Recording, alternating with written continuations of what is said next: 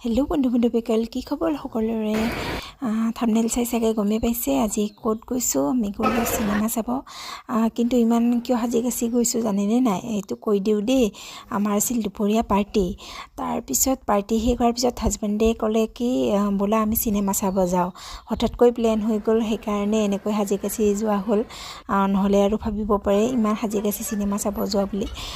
তো সেইকাৰণে এনেকৈ গ'লোঁ আৰু চিনেমা 7টাৰ পৰা আৰম্ভ হ'ব যিহেতু অলপমান টুকটাক কিবা বস্তু চালোঁ আৰু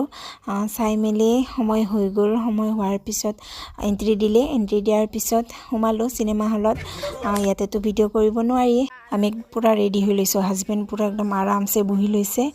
আৰু আমিও বহি লৈছোঁ বহি লৈ মই ভাবিছিলোঁ ল'ৰাই ডিষ্টাৰ্ব দিব কিন্তু ডিষ্টাৰ্ব নিদিলে একো